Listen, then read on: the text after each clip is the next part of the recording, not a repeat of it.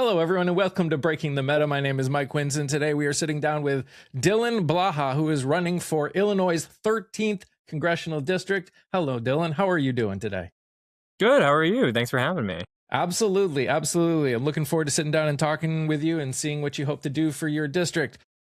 To start off, could you let everyone know what area of Illinois is a part of the 13th District? Yeah, so the 13th district is quite gerrymandered. The Washington Post called it the most gerrymandered district in the country. So Good. it goes all the way from East Central Illinois, Champaign-Urbana, to Decatur, Springfield, and then all the way to East St. Louis. So it almost cuts our state in half, but it makes it 60-40 blue. So for a while, the district used to be 50-50, and a Republican would barely win every time. And now, yeah, these last couple elections, been able to have a Democrat, unfortunately, one that votes like a Republican, and that's part Mm. of the reason that I'm running for office. Yeah. And that goes into the next question. So, would you mind just for a little bit giving us a little background on who you are and why you decided to run for Congress in the first place? Yeah, I'm a pro-peace veteran and former cancer research scientist, and I'm 32 years old. In the military, I deployed to Afghanistan. I worked in Germany for 3 years, helping Ukraine after they were invaded by Russia, and helping to write NATO war plans, the kind that Pete Hegseth sends over Signal. And but yeah, it was interesting coming back. Obviously, we were all upset with Donald Trump taking office, but what really drove me to run is not just fighting back against fascism, but also against oligarchy, and it's really present in both parties right now. Unfortunately, my representative takes money from corporate interests and then votes against immigrants, votes against trans people, continues to fund Israel's genocide. And those are things that I don't stand for. So I tell people that I'm not just running against her, I'm running against every Democrat that cares more about corporate interests than the people. When you walk around your district and you talk to people that are living there, what are the common pain points? What are the common things that they tell you that they really could use help from the federal government regarding? I think the populist message holds true right now that it's 17% poverty in our district, and it's not getting any better. Most people that are above that line are barely. They make 15, 16, $17 an hour, which isn't a living wage anymore, even in central Illinois. And so things like universal health care ring true. The government investing in American education, both K through 12 and university. So things like that, building affordable housing. I think a lot of it's reframing, though. People don't like the idea of big government because it sounds scary. But once you break it down and you say, well, how about this? How about we take all those jobs in from health insurance industries and make them federal jobs where their interest is helping people? And they go, oh, well, that doesn't sound bad. So it's just, we've been so propagandized, we've been so misinformed, and that's what we're fighting against every day. Yeah. I think one of the other problems that we are dealing with is also just a lack of trust, right? Um, and the other thing that goes along with that is a supreme lack of accountability when it comes to all of our elected officials, whether federal or state at this point, and regardless of the aisle you're talking about, too. So, if you wouldn't mind giving us an idea of what accountability means to you, what being held accountable by your constituents, how you hope to uh, do that, and what you see accountability moving forward for Congress that is not very good at holding themselves or anyone else accountable at all. Yeah, unfortunately, it comes down to money first and foremost. It I hate to say that, you hate to see it, but when 6 in 10 Americans believes in universal health care, and that's regardless of party, but even our Democratic Party, who is supposed to help the people, or at least claims that they do, we don't get those changes because of money. And so unfortunately, right now, we one of the groups that endorsed me, oath of office, they talked about how there used to be, and there's always been money in politics, so it is hard, but it's gotten so much worse in Citizens United. But now there's just inter-politician negotiation. They don't really talk to the people because they don't really care that much. Unfortunately, you look at somebody like Dick Durbin, who has been in office since 1982, Illinois senator. How can you expect that he's going to know what the people want or need? I think accountability, true accountability, is only going to come when we have public financing of elections. I actually had one group, Illinois progressives, who asked me if I would stand against term limits. And I was a little shocked because I'm typically pro term limit, House, Senate, Supreme Court. But I understand that I guess if we one day get to a government where it's less corrupted, we don't have money in politics, you can trust that the people with experience are just constantly working at helping the people. But until that happens, I think term limits are one way to make sure that we can hold politicians accountable and make sure that they care. Yeah. I actually used to be a person who was against the idea of term limits because I always felt that we had elections and that was the point of elections was those could be considered term limits. But I, until we make some massive changes in as a whole, not just in government, but I think in the way until we can get Americans to actually get involved, be educated too when it comes to voting, et cetera, et cetera. I think term limits are going to be a requirement, Yeah, unfortunately. and when you look at uh, one of the textbook examples of how how politicians vote against their own interests is look at how many corporate Democrats and Republicans take money from defense contractors. And then we wonder why, even when Trump kidnapped the president of a foreign country, the Democrats just said, oh, well, you didn't follow the process, which meant we would have been okay with it if you would have Right. let us do it the right way. Right.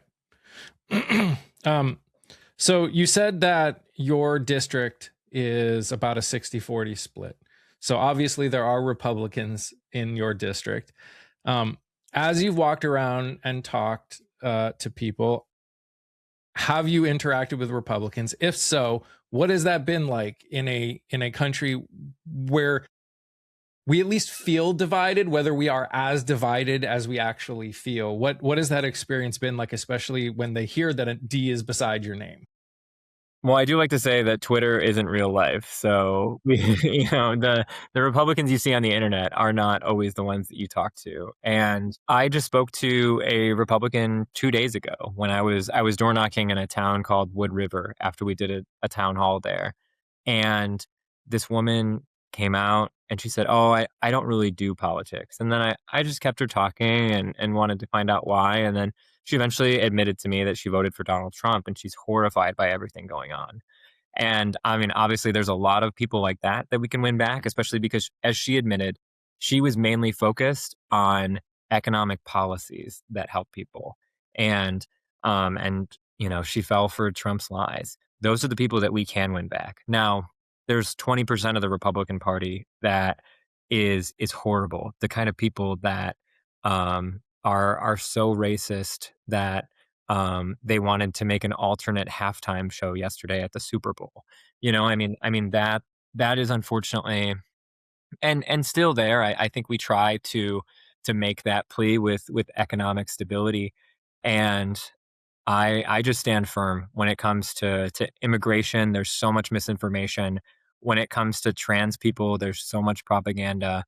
And it's like, what makes you believe that you have the right to tell anyone else how to live their life? And when it comes to immigration, there's just people are so misinformed.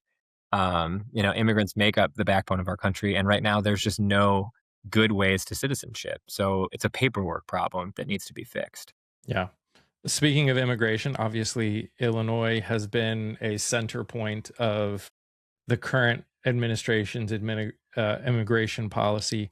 How has what's happened in Chicago and what's happening in Minneapolis and Portland and LA and Charlotte even, how has that affected the the people on the in the rest of Illinois, people that aren't experiencing it day in day out? It's definitely made them very angry. So we have Ice Watch I live in Champaign-Urbana on the far east side of the district, and it's definitely the most progressive part of the district, but we have Ice Watch every day. Same thing in Springfield, same thing in Metro East, and there's been a couple people. I know in Champaign County, I think there's been at least 30 people taken by ICE agents there. So I mean, it's not an insignificant number, but in some of these small towns, there was a man who was taken after dropping his daughter off at work. His name was Ishmael in our reddest county in the district, Macoupin County, and he's been there. He's been here in America for 22 years, and they were pissed off. There was over 400 people there from the town to protest the very Wow. next day. So it's something that you hear it every day. Oh, I thought he was going to just get rid of the criminals, and no, they're criminalizing people of color, and people are starting to get it. When I hate it because it's just random things that you wouldn't think move the needle that much. But when he tweets things about Rob Reiner, when he reposts that video of the Obamas as apes, like that also moves the needle because people know that it's gross. Yeah. As someone who is a veteran, I want to bring up the other unfortunate elephant in the room, which is America and our foreign policy, especially over the last year. For since the end of World War II, we have been the seat at the table. We've been the head of the table, in fact. And in 1 year, whether through tariffs, Venezuela, Greenland, and a bunch of other things that have gone on, we have in many ways destroyed our seat at the table, um, even lost it in some cases. How do you see America's place in foreign policy moving forward, knowing that there's a supreme lack of trust in America? This is not something where a Democrat can just come into power and fix what's been broken. No, it's definitely been irreparably damaged. We see the speeches from Canada, we see the speeches from Europe, and some leaders are definitely afraid and trying to appease him, but overall it's something that is going to be damaged forever. But I don't necessarily think that that's completely a bad thing because in order to reckon with in order to move forward, I think we have to reckon with our past and the past that the US has been a imperialist colonial power across the world. And that's not what I want anymore. I want us to be a leader in peace, diplomacy, and humanitarian aid. And so we take a look at these sanctions that we've done to countries like Venezuela, and they have destabilized them in a way because we didn't like their leader at the time. They have destabilized them in a way that's why we have so many refugees that are here. It's our fault. And then we look at all of our policies in the Middle East over oil. We talk about removing dictators, but we installed a dictator in the Shah in Iran. Mm-hmm. And so the only way we can move forward is by cutting out the BS and acknowledging that, hey, we've done some really bad things in the past, but moving forward, we will take that wealth and we will make sure that we help other countries because at the end of the day, it helps us. And it's the same way back home. We need a sense of community again, where we can acknowledge that helping your neighbor also helps yourself. We've gotten away from that, but I do think we can get back to that both at home and abroad.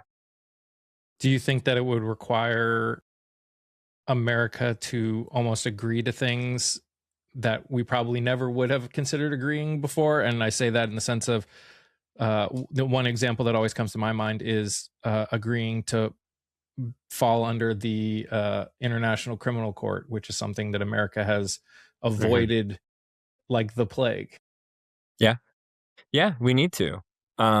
Because we have examples of good US military imperialism. Obviously World War II, it was great to be able to fight back. Ukraine, it's great to be able to bail them out, and it's great to help an ally in the time of need.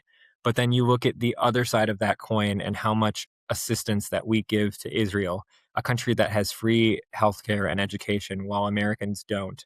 And and so that's the way that we need to start framing it, is like, hey, it's great to be able to help an ally, but we don't need to be Team America World Police. When I was in Europe, every single country has it in their head that the US is going to bail them out of anything. So they have underinvested in their own militaries. And it's one thing to say, hey, we'll be one of 32. It's another to say, oh, we're going to be the main one and you guys can just send a couple people. That can't be the way anymore. Yeah. The other thing that 2026 has started the process on is a lot of the effects of the big beautiful bill are in the process of happening. How has your district been affected by the big beautiful bill, or will be affected? And are people starting to realize that? Are people noticing that in your district? Yeah, the healthcare industry here has already been dying for a while.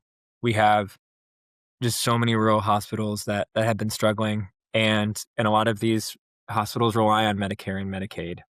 So it's incredibly disheartening to see. I hear stories every day. Now there are so many people that are uninsured, or they're worried that they're going to have to be there. I have a volunteer whose healthcare would have gone from $50 to $1,300, but luckily she just got a job. Um, but we can't have healthcare that's tied to occupations anymore.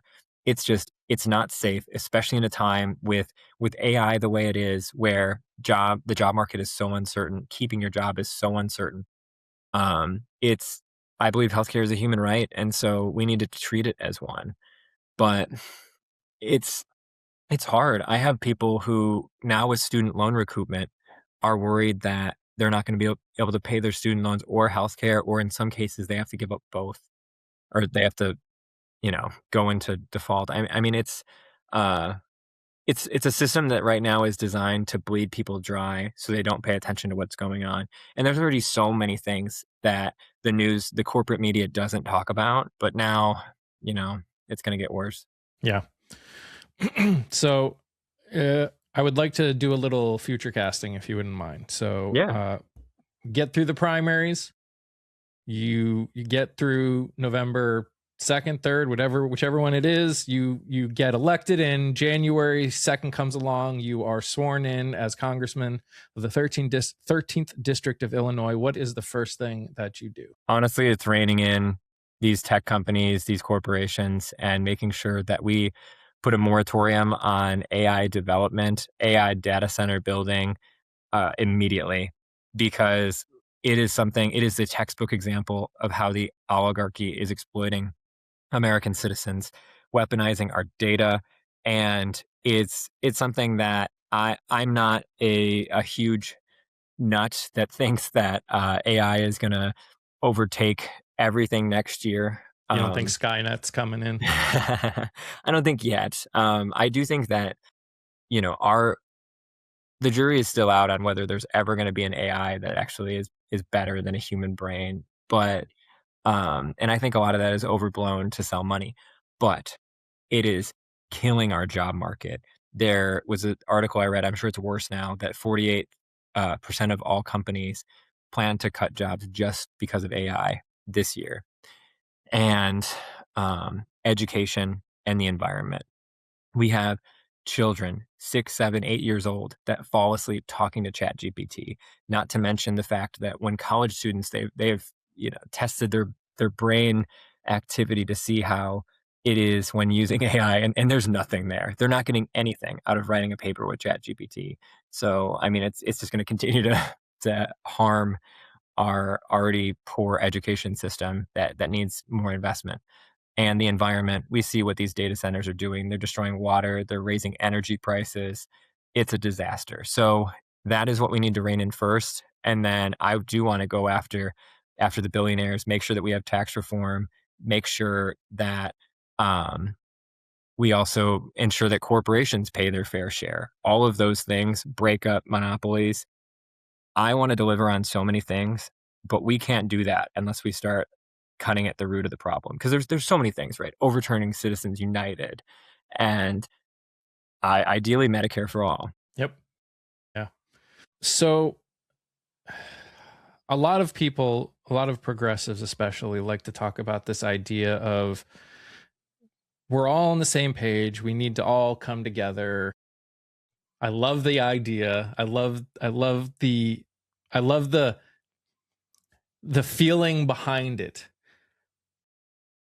My question to you is how do you see healing really happening? Because there is obviously a major disconnect even within the progressive circles on what healing actually looks like. I think we really have to look at how we heal the planet, how we heal our communities, and how we build back better, for lack of a better term, to make sure that people feel like their children are taken care of education wise, that people are losing that sense of stress. Like we and I know there's a lot of fight between the Democratic Party right now, and I've been constantly considering what's the best messaging to say to people that are skeptical of progressives and things like that. And right now, in my mind and in many others, Republicans have bad policies, progressives have good policies, and moderate Democrats have no policies. And so if we want to win people back, regardless of what party they are, we have to offer them solutions. We have to offer them good policies. And so if you don't believe in anything else, if you don't want to call yourself a progressive, I don't care, but you need to start backing policies that help working class people. Yeah. If anyone who has been listening to this, they get to this point, they get to the end of the podcast, what are one or two things that you would want to make sure that anyone who is listening to this comes away with about you and about your campaign, no matter what? I just want them to know that I'm a fighter. I will fight for my constituents and everyone across the United States every day that I'm in office, because ultimately I'm here to help people. I wanted to go into healthcare because I want to help people. I I stayed in the military because I like the idea of defending the American people, although I don't agree with many of the things that the military does. I also joined because I needed to pay for college. Um, but yeah, I want them to know that I will fight for them. And I'm not afraid of the Democratic Party. I'm not here to make friends. I'm here to get shit done. And I just want people to know that. If anybody is interested in learning more about you and where they can find you, where would that be? Yeah, they can visit dylanforillinois.com. We have a robust issues page, so feel free to check that out. If you're able to donate to the campaign, we're a grassroots, so I don't take money from foreign interest groups like APAC, corporate money, anything like that. So we'd really appreciate your donation. You could just click the button on my website, and on Instagram, TikTok, even though TikTok's pretty much dead at this point, at Dylan Blaha for Congress. You can also follow me on any other page by just clicking the button on my website. Yeah, thank you again for having me. Yeah. Thank you for being here. Thank you for letting us get to know you and about what you want to do. And for anyone listening, the reason that I am here interviewing Dylan, the reason that I'm getting all of these progressives on here is we've been talking for ages about wanting to fix things, actually fix things, and do things in a way that doesn't require our leaders to follow the whims of corporate interests or people with money. So obviously these people are doing things right. They're not taking PAC money. They want to be held accountable. They want to do things. They want to get things fixed, actually fixed.